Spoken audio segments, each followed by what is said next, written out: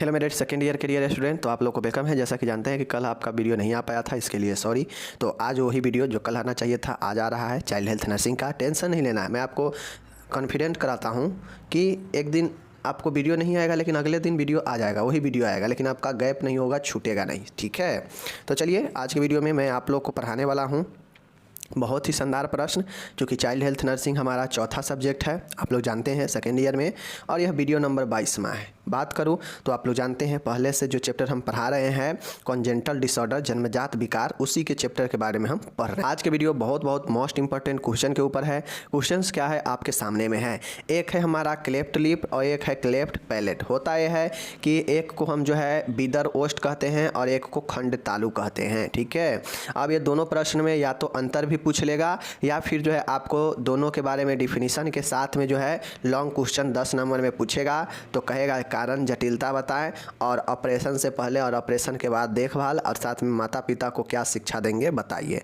तो ऐसे 10 नंबर में पूछेगा। ठीक है, अंतर अगर 5 नंबर वाला में देगा तो कहेगा बीदर ओस्ट और खंड तालु में क्या अंतर है बताइए। इसी प्रकार से देख लीजिए, इंग्लिश में है क्लेफ्ट लिप और क्लेफ्ट पैलेट। इसको जो है हम लोग को समझना है। पैलेट मतलब होता है तालु, लिप मतलब होता है आप लोग जानते हैं ओठ। ठीक है, तो यही है। चलिए हम इसको देखते हैं। माय डियर, आप लोग जानते हैं कि बच्चा जब जन्म लेता है तो कितना बच्चा को आप लोग देखते होइएगा कि उसका ओठ जो है कटा हुआ होता है या उसका जो अंदर तालु है ऊपर वाला वह कटा हुआ रहता है। तो यह एक जन्मजात रोग है। ठीक है, जो जन्म के समय से ही बच्चा में उपस्थित रहता है।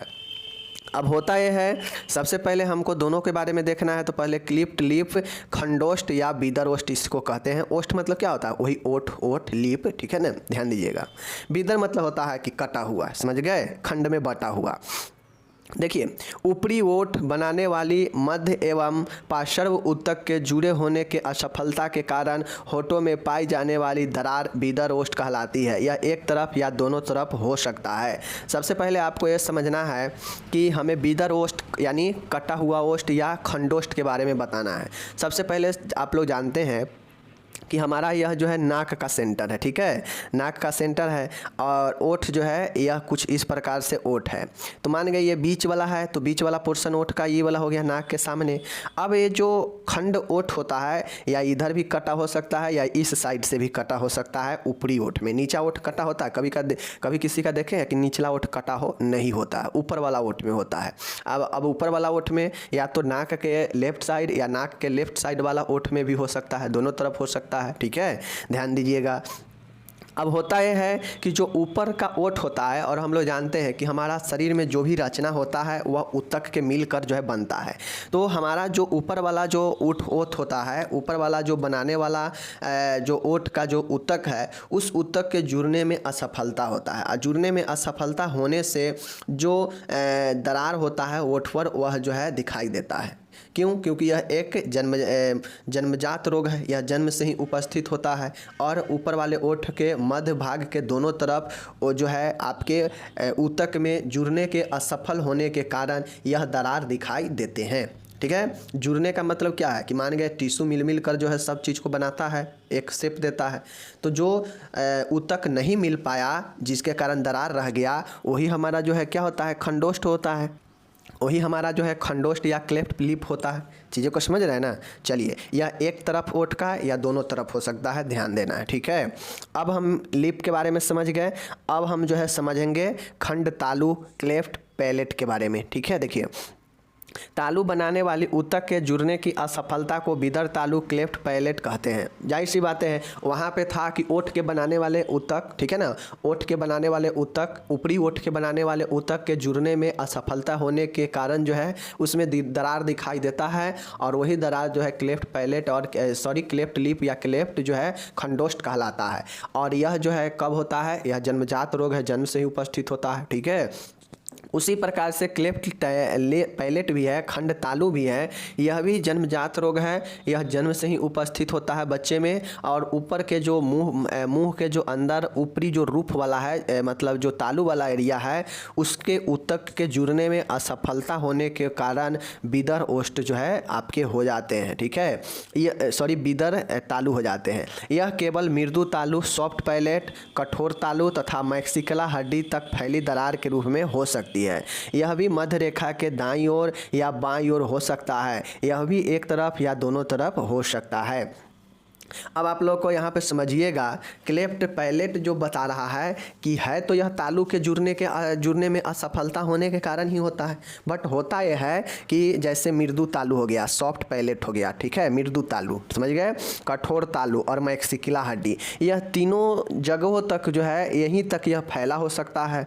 यह मध्य रेखा जो होता है, मध्य रेखा के इस साइड भी और या इस साइड भी हो सकता है तालू में, ठीक है ना, क्योंकि तालू में भी तो जो है बीच में मध्य रेखा है ना, तो उसके यह दाईं ओर या बाईं ओर भी जो है हो सकता है, यह दोनों तरफ भी हो सकता है, ठीक है। मतलब जिस प्रकार से ऊपर वाला है उस प्रकार से नीचे वाला भी है, बस अंतर यह है कि वो ओठ का कटना है और यह तालू का कटना है। समझ रहे हैं चीज़ों को। चलिए अब बस इसमें तालू वाला में ये याद रखना है कि यह केवल मृदु तालू, कठोर तालू, मृदु मतलब क्या कि सॉफ्ट तालू, हार्ड जो है मृदु, कठोर और मैक्सिकुला हड्डी तक फैली दरार के रूप में हो सकता है, ठीक है। जो दरार होगा वह इसके जो है यहाँ तक फैला हो सकता है। समझ रहे हैं चीज़ों को। चलिए दोनों समझा दिए। अब इसके कारण क्या हो सकते हैं, तो आप लोग को पता होना चाहिए कि आप लोग जो कंजेंटल डिसऑर्डर में जो सूची आप लोग देखे थे और वहाँ पे कारण भी देखे थे जन्मजात रोग होने का, वही कारण को आप यहाँ भी लिख दीजिएगा तो आपका सही हो जाएगा। वो याद किए हैं जन्मजात रोग के कारण, अगर याद किए हैं तो उसको यहाँ पे आप इंक्लूड कर दीजिए, सही हो जाएगा, ठीक है। लेकिन फिर भी बता देते हैं। पहला ये कारण हो सकता है कि कोई क्रोमोसोमल डिसऑर्डर हो, मतलब अनुवांशिक कारण हो, ठीक है, अनुवांशिक कोई कारण हो सकता है। दूसरा है जो फीटल है उसके विकास में असफल होना, जैसे जो तालू का निर्माण हो रहा हो या वो जो है ऊपरी वाला ओठ के निर्माण हो रहा हो, तो उस समय विकास जो है उसका अवरुद्ध हो गया हो या विकास असफल हो गया हो होठ के जुड़ने में, तालू के जुड़ने में, तो असफल होने से वही दरार जो है वहाँ पे रह गया होगा। तो यह भ्रूणीय विकास की असफलता है। गुणसूत्रीय असमानता, वही क्रोमोसोमल एबनॉर्मेलिटी, हेरिडेटरी अनुवांशिक रोग या फिर भ्रूण के विकास में असफलता। मुख्य कारण यही तीन होता है, क्योंकि जन्मजात रोग में तो ज़्यादा रोग होता नहीं है। अब अगर संक्रमण वगैरह रहता तो उसमें संक्रमण वगैरह माता के द्वारा हो सकता था भ्रूण को, लेकिन यहाँ पे तो संक्रमण ही है नहीं, ये तो ऑटोमेटिक विकास के अवरुद्ध होने के कारण ऐसा हो जाता है। समझ गए ज़्यादातर मामले में। अब फिगर के भी माध्यम से आप लोग देख ही लीजिए। जैसे देखिए अगर बच्चा को कितना को सिर्फ तालू कटा रहेगा तो इस प्रकार से देख लीजिए, सिर्फ तालू में दरार रहेगा, होठ में उतना पता नहीं चलेगा, ठीक है, हल्का फल्का होठ में पता चलेगा। लेकिन अगर तालू कटा रहेगा तो उससे जो है अंदर ऊपर छत वाला जो तालू कहते हैं वह में दरार रहेगा, ठीक है।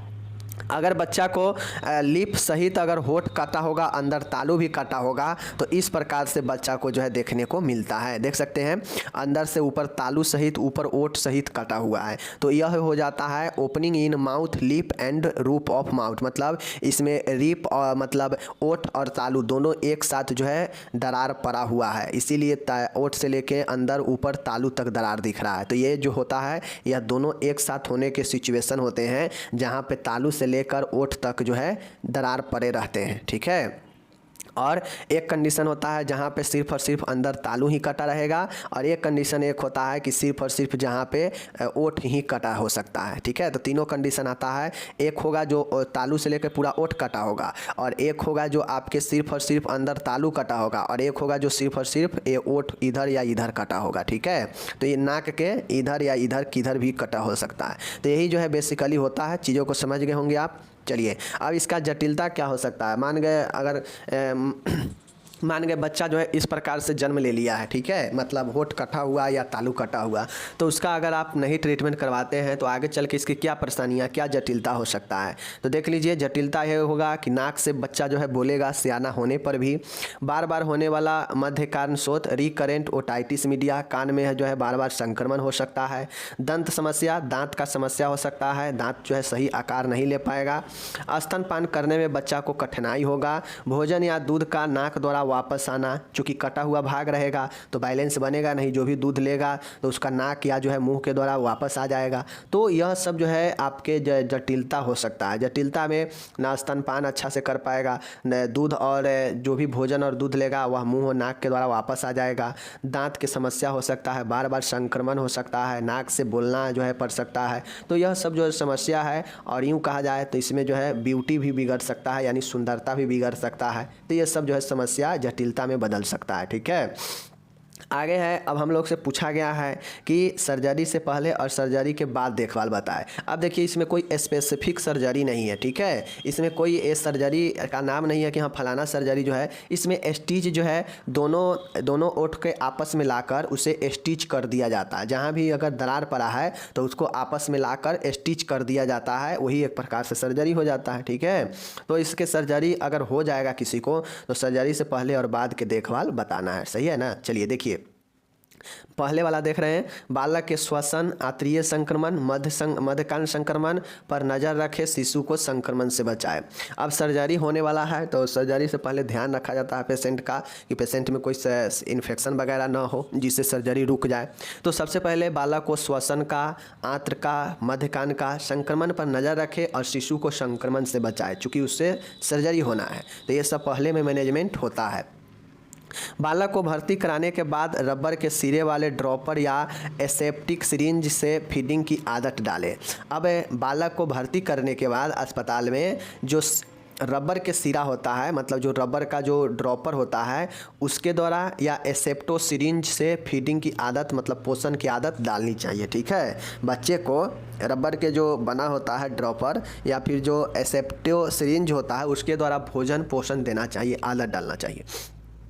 रबर टिप को बगल से मुंह में डालकर खाद व जीभ पर उड़ेले, इसके बाद में टाँकों के व्यवधान नहीं होगा, ठीक है। इसके बाद में टाँकों में व्यवधान नहीं होगा, बगल से देने पर टाँका में व्यवधान नहीं होता है। शल्य क्रिया के बाद जो है फीडिंग का तरीका पालकों को समझाए। सर्जरी के बाद जो भी फीडिंग का तरीका है वह आपको, अगर सर्जरी हो जाता है तो उसके बाद जो है उसके जो भी मतलब पेरेंट्स है कैसे जो है पोषण कराना है, इसके तरीकों को समझाना चाहिए। चौथा है, देखिएगा यहाँ पे, शिशु को सीधे पीठ के बल कोहनी बंद एल्बो रेस्टोरेंट साथ लिटाने का अभ्यास कराएं ताकि बालक जो है हाथों से ओठों एवं ओठों का स्पर्श कर इससे होने वाली जलन से बच सके। अब होता यह है कि सर्जरी से पहले हम जो है शिशु को सीधे पीठ के बल लिटाते हैं, एल्बो रेस्ट्रेंट्स जो है लगाते हैं और साथ लिटाने को अभ्यास कराएं ताकि बालक हाथों से ओठों का स्पर्श करे ना, तो इससे होने वाले बर्निंग सेंसेशन, जलन को बचा जा सके, ठीक है। बालकों को ऑपरेशन के बारे में कोहनी बंधन, ओष्ठ बंधन के बारे में शिक्षा प्रदान करें। कोहनी बंधन और ओष्ठ बंधन का मतलब है कि सर्जरी अगर होने के बाद बच्चा अगर हाथ को, अगर आप उसके कोहनी को नहीं बांधते हैं तो बार बार वो जो है सर्जरी साइट पर जो है उसे अपने हाथों से छुएगा और हो सकता है संक्रमण भी हो जाए या टाँका को खोल भी दे। तो इसलिए जो है उसे एल्बो मतलब कोहनी का बांध जो है किया जाता है, समझ गए, याद रखिएगा। तो ये सब सर्जरी से पहले है। अब बाकी मैं आपको पहले भी बता ही चुका हूँ कि कैसे जो है सर्जरी से पहले, सर्जरी के बाद, सर्जरी के दौरान देखभाल लिखना है। बच्चा है तो बच्चा के हिसाब से लिखेंगे, और मैं बार बार बताता हूँ, आइडिया मैं दे चुका हूँ कि सर्जरी से पहले, सर्जरी के बाद और सर्जरी के दौरान देखभाल जो है कैसे लिखेंगे। और ये भी मैं बता चुका हूँ कि देखभाल लिखेंगे लेकिन बीमारी को ध्यान में रखते हुए लिखेंगे। ऐसा नहीं है कि जो मन में आएगा लिख देंगे, बीमारी को ध्यान में रखते हुए लिखेंगे। समझ रहे चीज़ों को। चलिए, तो ऐसे मैं ये सब बता दिया, लेकिन ये सब बताना हमको नहीं चाहिए, क्योंकि नर्सिंग प्रबंध आप खुद से लिखिए। मैं बार बार यही बता रहा हूँ, कितना वीडियो में बता चुका हूँ कि नर्सिंग प्रबंध मैं आपको पहले कितना बता चुका हूँ वीडियो में कि कैसे पॉइंट को सिलेक्ट करना है और कैसे हमें लिखना है, ठीक है। तो ये सब चीज़ें हो गया। अब आगे चलिए, शल्य क्रिया के बाद क्या क्या देखभाल किया जाएगा, पोस्ट ऑपरेटिंग में क्या क्या देखभाल होगा, देख लीजिए। वाइटल साइन पर नज़र बनाए रखे, वह अनियमित हो तो उसे आवश्यक कदम उठाए। बच्चे पर जब सर्जरी हो जाने के बाद हमेशा वाइटल साइन पर ध्यान रखें, जैविक चिन्ह पर, और कोई उसमें अनियमित हो तो डॉक्टर को सूचित करें। दूसरा है, शिशु को पीठ के बल लिटाकर एक तरफ से थोड़ा ऊंचा कर दे जिससे शराब ठीक तरह से निकलते रहे, वह एस्पायरेशन जो है न हो। आप लोग को पता होना चाहिए, शिशु को पीठ के बल लिटाएंगे लेकिन थोड़ा सा जो है सर को ऊंचा करके रखेंगे। ऊंचा करके रखेंगे तो जो भी शराब अंदर से होगा वह बाहर निकल जाएगा, अंदर के शराब अंदर ही नहीं रहेगा। शराब बाहर निकल जाएगा तो एस्पायरेशन से बचा जा सकता है, मतलब श्वसन के अनुपस्थित होने से बचा जा सकता है। श्वसन एस्पायरेशन के मतलब होता है कि श्वसन का रुक जाना, श्वसन का अनुपस्थिति होना। ठीक है। तीसरा है बालक की स्थिति लगातार बदलते रहे जिससे हाइपोस्टैटिक निमोनिया ना हो। ठीक है। बच्चे को लगातार जो है हम स्थिति बदलते रहेंगे। क्यों? क्योंकि इससे जो है बच्चे में हो सकता है निमोनिया, हाइपोस्टैटिक निमोनिया या बिस्तरी घाव भी हो सकता है। इसलिए जो है लगातार क्या करना चाहिए, लगातार स्थिति को बदलते रहना चाहिए। आगे देखिए, आगे है ऑपरेशन थिएटर से लौटते ही बंधन लगाए जिससे बालक अपने हाथों से टाँकों को नुकसान नहीं पहुंचाए। मैंने बताया ना ऊपर में कि सर्जरी से पहले बता दे पेशेंट के, जो भी बच्चे के पेरेंट्स है उसको बताएं कि कैसे जो है बंधन एल्बो बंधन है उसको कैसे देखभाल करना चाहिए। ठीक है ना। तो अब यहाँ पे जैसे ही सर्जरी हो गया है तो बच्चे को एल्बो बंध लगा दे। ठीक है ना, केहूनी बंध लगा दे ताकि टाँके को जो है नुकसान न कर पाए। ठीक है। पाँचवा है पोषण हेतु ऐसी तकनीक का इस्तेमाल करें जिससे चोट न लगे। अब पोषण ऐसे चीज़ों से देंगे जो बच्चे के लिए अच्छा होगा, जिससे बच्चे को चोट न लगेगा टक्का वगैरह पर। ठीक है। फीडिंग के बाद डकार दिलाए एवं सवारों को जो है स्रावों को साफ करें। अब जब पोषण करा दे तो पोषण के बाद बच्चे को डकार दिलाए और स्राव जो सिक्रेशन हो उसको साफ करें। सातवां है फीडिंग के बाद गॉज स्वेब या सलाइन या एचओ से जो है स्राव व ठीक है ना भोज पदार्थ को साफ करें। अब जब हम पोषण कराते हैं बच्चे को, दूध पिलाते हैं तो देखते होइएगा वो उसके मुंह ऊपर कपड़े पर लग जाता है, गिर जाता है। तो इसके लिए गॉज स्वैब से, सलाइन से या एचओ से जो है साफ़ करना चाहिए शराब को, और भोज पदार्थ को भी साफ़ करें अगर इधर उधर गिरा पड़ा है तो। ठीक है। आगे है बालक को रोने से बचाएं, रोने से टाँकों पर खिंचाव आते हैं। अब बच्चा को मान गए स्टिच पड़ा हुआ है ओठ में या तालू में, तो क्या करना चाहिए, बच्चे को जो है क्या करना चाहिए, रोने से बचाना चाहिए। क्योंकि रोने से प्रेशर पड़ेगा टाँका पर, टाँका खुल सकता है। ठीक है। टाँकों की सुरक्षा हेतु ओठ सुरक्षा उपकरण लगाए। टाँकों की सुरक्षा के लिए चाहे बच्चे से हो या रोने से हो, इसके लिए ओठ सुरक्षा उपकरण लगाए जो टाँके को सुरक्षित रखता है। ठीक है। 10वां है संक्रमण से बचाव के लिए बालक की व्यक्तिगत स्वच्छता बनाए रखे एवं सीवन रेखा को स्वच्छ रखे। ठीक है ना। संक्रमण से बचाने के लिए बच्चे को व्यक्तिगत स्वच्छता का ध्यान रखें। 11 है मुंह और नासारंध्र मतलब वही नाक के ऊतकों पर सूजन के लिए नज़र रखें एवं उत्पन्न होने पर तुरंत डॉक्टर को सूचित करें। अब चूँकि मुंह हो गया या तालू हो गया, इस पर स्टिच पड़ा है, दरार पड़ा हुआ भाग पर, तो नज़र रखें उसके ओठों पर, उसके मुंह पर, उसके नाक के छिद्र पर कि कोई सूजन तो नहीं हो रहा है। सूजन होने पर तुरंत जो है डॉक्टर को बताएं। ठीक है। 12 है बालक के श्वसन क्रिया पर नज़र रखें, मतलब जो भी श्वसन कर रहा है उस पर नज़र रखें। शैल क्रिया के पहले 48 घंटे में बालक को जो है ठीक है ना श्वसन अवरोध हो सकता है, अतः लैरिंजोस्कोप एवं एंडोट्रेकियल ट्यूब सदैव तैयार रखें। अब जैसे ही मान गए बच्चा का सर्जरी करके स्टिच हुआ है तो हो सकता है उसके पहले 48 घंटे में संभावना रहता है कि उसका जो श्वास है वह श्वास में अवरोध हो जाए। ठीक है ना, एस्पायरेशन हो। तो इसके लिए जो है लैरिंजोस्कोप और एंडोट्रेकियल ट्यूब हमेशा जो है क्या करना चाहिए, साथ में रखना चाहिए तैयार। ठीक है, ताकि जैसे ही श्वास अवरोध हो तो बच्चे को इससे ठीक किया जा सके।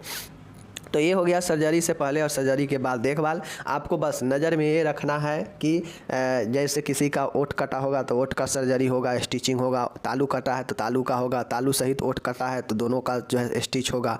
तो इस स्टिच के लिए रख रखाव क्या होना चाहिए, क्या जो है सर्जरी के पहले क्या सर्जरी के बाद होता है, ये चीज़ों को आप पहले भी पता है और अभी भी पता है। आप बिल्कुल सर्जरी के पहले और बाद बिल्कुल नया चीज़ ऐड कर सकते हैं। ठीक है। हाँ, लेकिन ये ध्यान में रखना है कि यहाँ पर ओठ कटा हुआ है तो ओठ कटा हुआ के लिए ही लिखेंगे। ठीक है। चलिए आगे हम लोग चलते हैं। अब माता पिता और पालकों को मतलब सीधा कहा जाए पेरेंट्स को क्या शिक्षा दिया जाएगा। जिस बच्चे का ओठ कटा हुआ है, तालू कटा हुआ हो, तो उसके माँ बाप को क्या शिक्षा देंगे। चलिए देखिए, शिक्षा में माँ बाप को शैल क्रिया की बाद की समान देखभाल व फीडिंग के बारे में समझाना चाहिए। माँ बाप को जो है क्या करना चाहिए, शैल क्रिया के बाद के जो देखभाल होता है उसमें फीडिंग कैसे करना है, देखभाल कैसे करना है, इसको जो है समझाना चाहिए और प्रश्नों को जो है इनके अच्छे से उत्तर देना चाहिए। ठीक है। यदि बालक को बिदर तालू भी है, मतलब ओष्ठ से सहित तालू भी कटा है, तो ड्रॉपर से दूध पिलाते रहें व तालू में चिपकने वाले पदार्थ जैसे टॉफ़ी आदि ना खिलाएं। अगर बच्चा का बिदर तालू है, मतलब तालू भी कटा हुआ है, तो इसके लिए बच्चे को तालू में कोई ऐसा पदार्थ ना दे कि तालू में सटे। लगातार दूध का फीडिंग देते रहे, जैसे टॉफ़ी वगैरह नहीं खिलाएंगे। ठीक है। आगे है माय डियर, तीसरा है बालक को पुनः जांच व टाँके हटाने के लिए अस्पताल कब लाना है, उसकी तिथि व समय के बारे में बताएं। अब आपको शिक्षा के माध्यम से आपको ये उनके पेरेंट्स को बताना होगा कि कितने दिन में टाँका कटेगा और आपको कब आना है, इस चीज़ों को जो है बताना चाहिए। ठीक है, तो कुछ इस तरीक़ा से और सारे जो है आप इंक्लूड कर सकते हैं शिक्षा में, तो इसके लिए आप स्वतंत्र हैं। ठीक है, अब यहाँ पर बीदर ओस्ट और बीदर तालु खंड तालु आपका हो गया समाप्त। बस इसमें कुछ नहीं था, बस लिखना था ये दोनों होता क्या है, कारण क्या है, कारण भी कोई ज़्यादा खास है नहीं, और जटिलता लिखना था। और इसके बाद नर्सिंग प्रबंध, सर्जरी से पहले सर्जरी के बाद, जो कि आप पहले भी देखें, यहाँ भी वही लिखना था मरीज की सिचुएशन के हिसाब से। और उसके बाद हमें शिक्षा देना है। शिक्षा में मैंने 3 पॉइंट बताया, बाकी के आप 7-8 पॉइंट और लिखिएगा। शिक्षा कैसे दीजिएगा, किसी बच्चे का ओट कटा है, टालू कटा है, तो उसके माँ बाप को क्या क्या चीज़ के बारे में बताएंगे, ये चीज़ को लिखिएगा। ठीक है, चलिए ये हो गया प्रश्न यहाँ पे आपका समाप्त। आगे यहाँ पे इंग्लिश टोटल दिया गया है। जो भी माय डियर इंग्लिश में पढ़ने वाले हैं, आपको इंग्लिश में जो है इसको पढ़ना है। टोटल चीज़ें इंग्लिश में यहाँ पे दे दिया गया है। ठीक है, टेंशन लेने की बात नहीं है। चलिए आगे चलते हैं हम लोग, आगे प्रश्न में है। आगे प्रश्न मेरा आता है डायफ्रेमेटिक हर्निया क्या है। माय डियर, यह क्वेश्चन पूछा गया है एग्जाम में कि डायफ्रेमेटिक अथवा हाइटस हर्निया किसे कहते हैं, इसके लक्षण, निदान तथा नर्सिंग प्रबंध को लिखिए। क्वेश्चन आपसे एग्जाम में पूछेगा 10 नंबर में या 5 नंबर में कि हाइटस हर्निया के बारे में बताएं। हाइटस हर्निया एक हर्निया का प्रकार है, और हर्निया का मतलब होता है माय डियर, मैं आपको बता दूं, हर्निया का मतलब होता है कि शरीर के आंतरिक अंग जो अपने गुहा में मौजूद है, उस गुहा से निकलकर किसी दूसरे गुहा में प्रवेश कर जाता है, और जिसके कारण वहाँ पे जो है स्वेलिंग दिखता है, सूजन दिखता है और उभार दिख जाता है, तो ही जो है हर्निया हो जाता है। एज फॉर एग्जांपल मानिए कि एब्डोमिनल कैविटी है, थोरेटिक कैविटी है, बहुत सारे कैविटी है। तो मान गए हमारा एब्डोमिनल कैविटी में सब ऑर्गेन अलग अलग है, तो मान गए एब्डोमिनल कैविटी के ऑर्गेन अपने कैविटी से निकलकर दूसरे कैविटी यानी थोरेटिक कैविटी में अगर प्रवेश कर जाता है, तो वही डायफ्रेमेटिक हर्निया कहलाता है। समझ गए, हर्निया का मतलब ही होता है, आप देखते होइएगा शरीर में कहीं भी जो है सूजन पेट उट के आसपास जो है, ज़्यादातर छाती के आसपास से सूजन उभार के रूप में निकला रहता है, यह हर्निया रहता है। तो ये क्या रहता है, तो नॉर्मली यह जो होता यह है कि मान गए जैसे हमारा आंत है, ठीक है, हमारा आंत है। अब मान गए यह आंत जो है क्या होता है कि अगर किसी को नाभि के आसपास अगर सूजन है, हर्निया है, तो उसे अम्बिलिकल हर्निया कहते हैं। ठीक है, अम्बिलिकल नाभि हर्निया। तो ये होता है कि शरीर उदर गुहा के कोई अंग जो है अम्बिलिकल के पास चला जाता है। ठीक है, और वहाँ पे चूँकि जाहिर सी बात है कि हमारा ऑर्गेन सब अपने अपने कैविटी में शिफ्ट है, स्थित है। यही कारण है कि हम कितना भी हिल डोल लेते हैं तो इधर से उधर नहीं होता है। लेकिन मान गया किसी कारण से अगर ऑर्गेन अपने कैविटी से निकल कर किसी दूसरे जगह पर चला जाता है, तो दूसरे जगह पर जाएगा तो वहाँ पहले ऑलरेडी पहले से एक ऑर्गेन मौजूद है ही, और वहाँ पे यह दूसरा ऑर्गेन चला जाएगा तो वहाँ पे उभार दिखेगा ही दिखेगा, और वही जो है क्या होता है, हर्निया होता है। ठीक है, तो यही हाइटस हर्निया या डायफ्रेमेटिक हर्निया पूछ रहा है। इसके लक्षण, निदान और नर्सिंग प्रबंध बताना है। चलिए देखते हैं डायफ्रेमेटिक हर्निया होता क्या है। इंग्लिश देख लीजिए, डायफ्रेगमेटिक। ठीक है, डायफ्रेमेटिक हर्निया यह एक जन्मजात विकार है। आपको सबसे पहले समझना पड़ेगा कि हर्निया में जो डायफ्रेमेटिक हर्निया होता है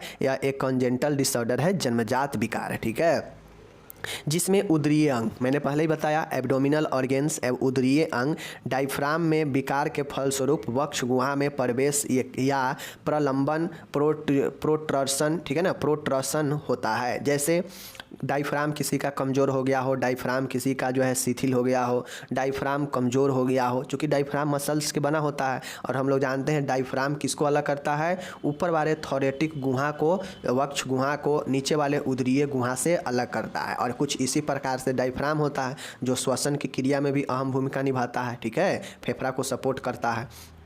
तो ये डायफ्राम कमज़ोर हो जाता है, किसी कारण से इसमें कोई क्षति पहुंच जाता है, तो ये जो इधर जो उदर एब्डोमिनल ऑर्गेन है, उदर गुहा है, यह अब उदर गुहा में क्या है, हमारा आंत है, पेट है, लीवर है, अग्नाशय है, ये सब जो है हमारा उदर गुहा में ही है। तो उदर गुहा के कोई अंग, चाहे आंत हो चाहे पेट हो, इसका कोई भाग जो है इस थोरेटिक कैविटी में प्रवेश कर जाता है, तो इसी के कारण जो है इसे डायफ्रेमेटिक हर्निया कहते हैं। ठीक है, मतलब इधर वाला भाग, एब्डोमिनल वाला भाग, छाती वाला भाग में प्रवेश करने लगता है तो यही जो है डायफ्रेमेटिक हर्निया कहता है। और डायफ्रेमेटिक क्यों कहा गया है? क्योंकि यह डायफ्राम में क्षति होने से होता है, या डायफ्राम में वीकनेस, कमजोरी, डायफ्राम मसल्स में प्रॉब्लम, क्षति होने से डायफ्राम कमज़ोर रहता है, जिससे यह एब्डोमिनल कैविटी के ऑर्गेन को नीचे नहीं ढक पाता है और इसको आर पार करके ऊपर चला जाता है। ठीक है, यही होता है।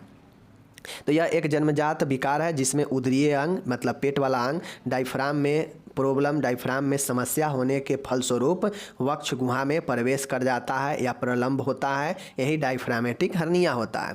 किसी अंग के लूप अथवा ऊतक का किसी असमान खुले भाग में प्रतिक्षेपण हर्निया कहलाता है। वही चीज़ें है कि किसी भी अंग, ठीक है, किसी भी अंग ऊतक जो है किसी दूसरे खुले जगहों पर जाकर प्रवेश कर जाता है तो उसे प्रतिक्षेपण हर्निया वही कहलाता है। ठीक है, आगे देखिए, डायफ्राम की मजबूत मांसपेशियां उदरीय अंगों को वक्ष गुहा में जाने से रोकती है, यद्यपि असमान भ्रूण विकास होने से हर्निया होता है। अब होता है कि हमारा डायफ्राम अगर मजबूत होता है तो यही डायफ्राम अलग करता है वक्ष गुहा को एब्डोमिनल गुहा मतलब उदरीय गुहा से। अगर डायफ्राम हमारा सही है, मजबूत है तो इस पार के ऑर्गेन को इधर नहीं जाने देता है। ठीक है ना, इधर से इधर नहीं जाने देता है, समझ रहे हैं। लेकिन अगर हमारा डायफ्राम कमज़ोर हो जाता है तो डायफ्राम कमज़ोर होने के साथ में ही क्या होता है कि जो उदरीय अंग है यह वक्ष गुहा में प्रवेश कर जाता है, और जब प्रवेश कर जाता है तो इधर वाला अंग इधर चल जाएगा तो यहाँ पे उभार आइए ना जाएगा, सूजन आइए जाएगा, तो यही जो है डायफ्रेमेटिक हर्निया कहलाता है। ठीक है, चलिए लक्षण देखिए। अब मानिए पेट का ऑर्गेन अगर छाती में चला जाए तो क्या लक्षण होगा? तो गहरी श्वसन संकट, सबसे पहले रिस्पायरेटरी डिस्ट्रेस होगा। क्यों? क्योंकि वहाँ पे लंग्स है, हार्ट है, तो वहाँ पे जाके उधर वाला ऑर्गेन जाके समा जाए तो हार्ट को और फेफड़ा को प्रेशर करेगा ही करेगा, उसको जगह कम मिलेगा श्वसन के लिए। तो क्या होगा? टेकीपेनिया होगा, मतलब तेज़ी से श्वसन हो सकता है, श्वसन कष्ट हो सकता है, देह नीला पड़ सकता है श्वसन की कमी से। तो श्वसन से संबंधित जो है समस्या उत्पन्न हो सकता है, पहला लक्षण। नेक्स्ट लक्षण है प्रभावित वक्ष में अंतः श्वसन के साथ फैलाव नहीं होता है, श्वसन आवाज़ कम आती है। अब चूँकि पेट वाला ऑर्गन छाती में चला गया है, जहाँ पे फेफड़ा है, हार्ट है, ये सब है, तो वहाँ पे चला जाएगा तो फेफड़ा और हार्ट के लिए जगह कम मिलेगा, श्वसन कम कर पाएगा, तो श्वसन के कष्ट होगा ही, श्वसन अंदर ही अंदर जो है नहीं हो पाएगा उतना। ठीक है, पेट जो है छोटा व नौकाकार हो जाएगा। क्यों? क्योंकि पेट के ऑर्गन तो ऊपर चला गया है तो पेट तो सिकुड़ ही नहीं जाएगा, तो पेट छोटा व नौकाकार हो जाएगा, जबकि वक्ष तुलनात्मक रूप से बड़ा हो जाएगा। वक्ष बड़ा क्यों हो जाएगा? क्योंकि पेट वाला भी ऑर्गन ऊपर वक्ष में ही चला जाएगा तो बड़ा हो ही जाएगा। अब आगे है देखिएगा, वक्ष में आंतों की कर्माकुंचन गतियाँ सुनाई देगी। अब हम लोग जानते हैं कि आंतों में पेरिस्टालिटिक जो है मूवमेंट होता है। ठीक है, पेरिस्टालिटिक मूवमेंट होता है आंतों में। तो यह आंत जो हमारा पेट के गुहा में होता है वह छाती के गुहा में चला जाएगा, तो इसका जो कर्माकुंचन गति है वो कहाँ सुनाई देगा? अब वो छाती में अब देगा, क्योंकि छाती में अब चला गया है डायफ्राम को पार करते हुए। ठीक है, आघात लग सकता है, तो ये सब जो चीज़ें हैं लक्षण दिखाई देगा डायफ्रेमेटिक हर्निया वाले में। ठीक है, आगे है बहुत सारे समस्या हो सकता है, बच्चे को वोमिटिंग हो सकता है। ठीक है ना, श्वसन अवरुद्ध हो सकता है। ठीक है, जो है हार्ट हृदय से संबंधित समस्या हो सकता है। बहुत सारे लक्षण दिखेंगे जिसको आपको लिखना है। ठीक है, डायग्नोसिस इसमें क्या होता है, निदान क्या होता है? तो सबसे पहले स्पेशलाइज एक्सरे करवाया जाता है। ठीक है, इंडोस्कोपी किया जाता है। ठीक है, चाहे सीटी स्कैन भी किया जाता है, तो ये सब चीज़ें किया जाता है, जितना हो सके निदान में लिख सकते हैं। ठीक है, आगे हम लोग देखते हैं, अब हम लोग नर्सिंग मैनेजमेंट देखेंगे। ठीक है, क्या देखेंगे? नर्सिंग मैनेजमेंट देखेंगे। नर्सिंग मैनेजमेंट में शिशु को श्वसन प्रदान करने के लिए तुरंत रिससिटेशन की ज़रूरत होती है। इसके लिए बालक को ऐसी फाउलर पोजीशन, सिर ऊंचा, प्रभावित प्रसव की तरफ करवट लेता है जिससे स्वस्थ फेफड़े प्रभावित न हो। मान गए कि शरीर का हमारा पेट का जो अंग है वह जो है लेफ्ट साइड के छाती में प्रवेश किया है, तो क्या करेंगे? राइट साइड से जो है उसे क्या करेंगे? लिटाएंगे, और ये होगा कि जो राइट साइड वाला है वह जो है प्रभावित नहीं होगा, और लेफ्ट साइड वाला को जो है हम लोग और तत्काल जो है श्वसन के लिए प्रबंध करेंगे। क्योंकि जैसे ही पेट के अंग छाती में प्रवेश करेगा तो बच्चा को श्वसन कष्ट होने लगेगा, समस्या आने लगेगा, हृदय से संबंधित जो है हृदय आउटपुट जो है कम होने लगेगा। ठीक है, क्योंकि हमारा शरीर का एक फिक्स शेप बना हुआ है, और उसमें अगर कोई दूसरा ऑर्गेन जाकर प्रवेश कर जाए जो उसके लिए वह कैविटी नहीं बना है, वहाँ पे जाके वो प्रवेश कर जाए तो वहाँ के जो पहले से ऑर्गेन है उसको तो क्षति होगा ही होगा। तो यही सब चीज़ें हैं। पहले हम श्वसन के लिए बच्चा को तुरंत जो है मदद करेंगे। दूसरा है शांत रखने की कोशिश करनी चाहिए बच्चों को। श्वसन मार्ग को सक्शन द्वारा साफ करें तथा धनात्मक दबाव पॉजिटिव प्रेशर रिस्पायरेशन प्रदान करें। श्वसन जो मार्ग है उसको साफ करेंगे सक्शन करके और जो है हम लोग उससे श्वसन प्रदान करेंगे, ठीक है। चौथा है आमाशयी पदार्थों का दबाव कम करने हेतु नोजोगैस्ट्रिक ट्यूब से आमाशयी पदार्थों का बहिर्गमन करते हैं। पेट में तरल पदार्थ इकट्ठा होता है, तो चूंकि मान गए पेट से जो है आंत में ही जाता है भोजन, तो आंत तो मान गए या पेट के कुछ भाग जो है थोरेटिक कैविटी में है, तो वह छाती में भारी ला सकता है। तो इसके लिए क्या होगा कि जो है आमाशय को दबाव कम करने के लिए एनजी ट्यूब से जो है पदार्थ को बाहर निकालते हैं, ठीक है। तो देखिए लक्षण में ये डायफ्रेगमेटिक हर्निया के लक्षण में बहुत सारे चीज़ हो सकता है। छाती भारी होना, छाती में दर्द होना, जी मचलना, ठीक है, ये सब भी जो है लक्षण होंगे, तो ये सब लिखिएगा, समझ गए। पांचवा है डॉक्टर के निर्देशानुसार पोषण एवं औषधि आईवी मार्ग से देंगे। शिशु की आपातकालीन शल्य क्रिया हेतु तैयार की जाती है। अब ऐसा समस्या आने पर एक ही उपाय होता है कि अगर बच्चा को जल्दी से जल्दी अगर प्रॉब्लम से ना निकाला जाए, उससे जो है सर्जरी करके ठीक ना किया जाए, तो पेशेंट बच्चा को ज़्यादा दिक्कत दे सकता है। तो इसलिए आपातकालीन सर्जरी के द्वारा जो है बच्चे को जो ऑर्गेन पेट वाला छाती में चला जाता है उसको छाती से निकाल कर पेट में शिफ्ट किया जाता है, समझ गए, सही किया जाता है। तो यही हमारा कुछ डायफ्रेगमेटिक हर्निया है।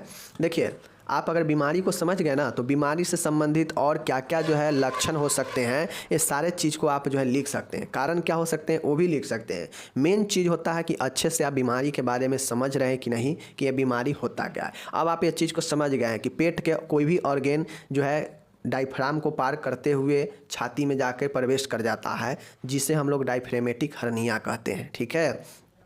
तो मानिए अगर पेट का कोई भी उदरीय अंग छाती के गुहा थोरेटिक गुहा में चला जाएगा, जहाँ पे हमारा खासकर हृदय है, जहाँ पे हमारा क्या है लंग्स है, तो दोनों इम्पोर्टेंट ऑर्गेन हैं, और वहाँ पे पेट वाला भी ऑर्गेन चला जाएगा, तो उसके बाद अब पेशेंट को क्या क्या समस्या होगा आप खुद से भी लिख सकते हैं लक्षण में, समझ गए ना। तो ये सारी चीज़ें हैं। तो बाकी मैं मिलूंगा अगले वीडियो में। मैंने दोनों अच्छे से बता दिया, अब आप लोग को इसको अच्छे से क्या करना है, कंप्लीट कर लेना है, ठीक है ना। मिलेंगे हम अगले वीडियो में, आप अपना ख्याल रखिएगा, धन्यवाद।